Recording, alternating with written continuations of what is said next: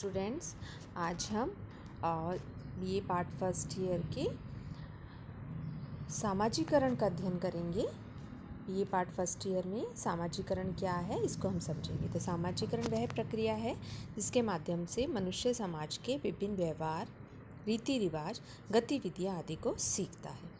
जैविक अस्तित्व से सामाजिक अस्तित्व में इसमें मनुष्य का रूपांतरण होता है। जैविक अस्तित्व अर्थात जब मनुष्य का जन्म होता है तो वह मात्र एक जैविक इकाई होती है। वह समाज से जुड़ा हुआ नहीं होता है, समाज के रीति रिवाजों को वह नहीं पहचानता है। सामाजिकरण के माध्यम से ही वह जिस समाज में रह रहा है वहाँ की संस्कृति को आत्मसात करता है। सामाजिकरण की प्रक्रिया मनुष्य का संस्कृति के भौतिक एवं अभौतिक रूपों से परिचय करवाना है। संस्कृति के भौतिक और अभौतिक स्वरूपों के संबंध में मैं अपनी लास्ट क्लास में आपको बता चुकी हूँ कि संस्कृतिकरण के दो पार्ट होते हैं, भौतिक तथा अभौतिक कारक। भौतिक कारक के अंतर्गत वे सभी चीज़ें आती हैं जिनका हम उपयोग करते हैं, जिनको हम अनुभव कर सकते हैं, जिनका हम उपयोग करते हैं, जिनको हम टच कर सकते हैं, जैसे कि हमारी सुख सुविधाएं की वस्तुएं, जैसे हमारी कार, एसी, टीवी, फ्रिज इत्यादि चीज़ें। जबकि अभौतिक चीज़ें होती हैं हमारे विश्वास, हमारे रीति रिवाज। तो संस्कृति के चैप्टर मैंने आपको बताया था कि भौतिक और अभौतिक किसी भी संस्कृति के दो पार्ट होते हैं। तो सामाजिकरण की प्रक्रिया के द्वारा संस्कृति के भौतिक तथा अभौतिक दोनों तत्वों का आत्मसात किया जाता है। संस्कृतिकरण की मनुष्य की सीखने की यह प्रक्रिया समाज के नियमों के अधीन चलती है। समाजशास्त्र की भाषा में यदि हम कहें तो समाज में अपनी परिस्थिति या दर्जे के बोध और उसके अनुरूप भूमिका निभाने की विधि को हम सामाजिकरण के जरिए ही आत्मसात करते हैं। सामाजिकरण व्यक्ति को सामाजिक रूप से क्रियाशील बनाता है। इसी के माध्यम से संस्कृति के अनुरूप आचरण करने का विवेक विकसित होता है। इसके लिए व्यक्ति द्वारा सांस्कृतिक मूल्यों का जो अभ्यंतरीकरण किया जाता है वह सामाजिकरण का ही रूप होता है। नेक्स्ट हम बात करते हैं सामाजिकरण की विशेषताओं के बारे में। तो हम फर्स्ट अगर हम बात करें तो यह एक सीखने की प्रक्रिया है। तो सामाजिकरण प्रोसेस ऑफ लर्निंग है, यह एक सीखने की प्रक्रिया है, यानी आप इसको सीख किस प्रकार सामाजिकरण के अंतर्गत हम अपनी संस्कृति को सीखते हैं, तो यह एक सीखने की प्रक्रिया को हम सामाजिकरण मानते हैं। दूसरा है यह जीवन पर्यंत चलने वाली प्रक्रिया। तो सामाजिकरण ऐसा नहीं है कि जन्म के कुछ वर्षों तक ही हम बच्चे को सिखाते हैं या हम खुद भी सिर्फ कुछ ही सालों तक सीखते हैं, ऐसा नहीं होता है। जबकि सामाजिकरण की प्रक्रिया में वृद्ध, बच्चे, युवा सभी अपने स्तर पर जीवन पर्यंत कुछ ना कुछ सीखते रहते हैं।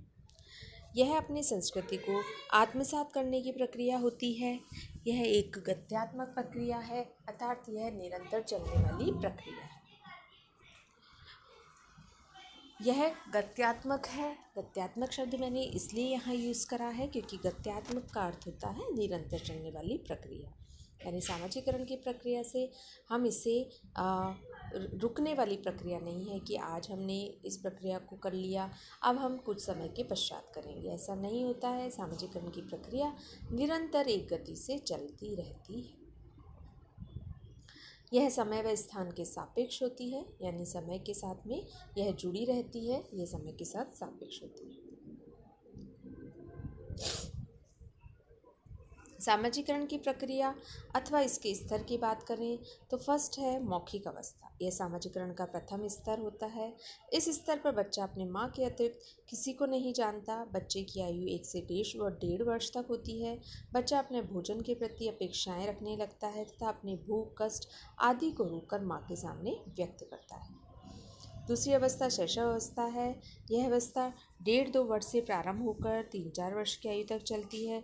इस अवस्था में बच्चे से यह आशा की जाती है कि वह स्वयं को थोड़ा संभाले। बच्चे को भी यह सिखाया जाता है कि उसे कब और कहाँ अपने दैनिक कार्य करने हैं। तो सामाजिकरण की प्रक्रिया के अंतर्गत इसकी अवस्थाओं की हमने चर्चा करी। थर्ड जो है इसके तादात्म्यकरण की अवस्था है, यानी यह अवस्था 4 वर्ष की आयु से 12-13 वर्ष की आयु तक चलती है। इस अवस्था में बच्चे से अपेक्षा की जाती है कि अपने लिंग के अनुसार ढाले और पारिवारिक नियमों के अनुसार कार्य करे। मतलब इस अवस्था में धीरे धीरे बच्चा बड़ा होता है, वह उसको अपने लिंग के अकॉर्डिंग व्यवहार करना सिखाया जाता है। उसके शारीरिक जो भी चेंजेस हो रहे हैं उसके अकॉर्डिंग उसे संस्कृति के अनुसार व्यवहार करना सिखाया जाता है। तो सामाजिकरण की प्रक्रिया के द्वारा यह कार्य किया जाता है। इसी प्रकार फोर्थ अवस्था है युवावस्था की अवस्था, किशोरावस्था। इसमें बच्चा जैसे जैसे बड़ा होता है उसे समाज के साथ व्यवहार करना सिखाते हैं, उसे वह किस तरह अपने व्यावसायिक कार्य में कार्य कर रहा है उसे यह सभी तरीके सिखाए जाते हैं।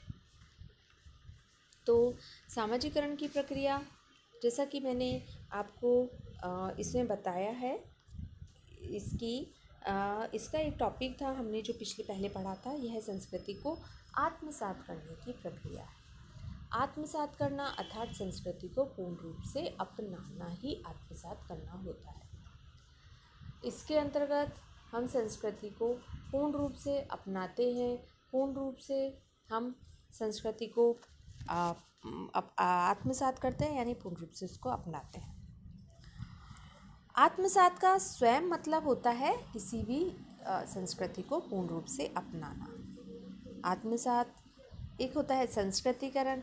संस्कृतिकरण के अंतर्गत हम किसी संस्कृति को, अपनी संस्कृति को दूसरों के साथ और दूसरों की संस्कृति को अपने साथ में एक्सचेंज करते हैं, यानी हम आदान प्रदान करते हैं। आत्मसात का मतलब होता है किसी भी संस्कृति को पूर्ण रूप से अपनाना ही आत्मसात है। तो जैसा कि मैंने आपको संस्कृतिकरण की पहली वाली परिभाषा में बताया था कि संस्कृतिकरण के अंतर्गत जैविक बच्चे को एक सामाजिक बच्चा बनाया जाता है, जो कि बच्चा शुरू में एक जैविक होता है जिसे अपने संस्कृति के बारे में कुछ नहीं पता होता है, उससे एक सांस्कृतिक बच्चा बनाया जाता है। तो इस प्रकार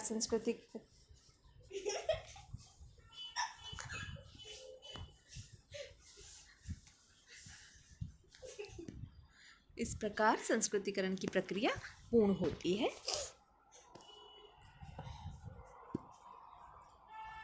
धन्यवाद।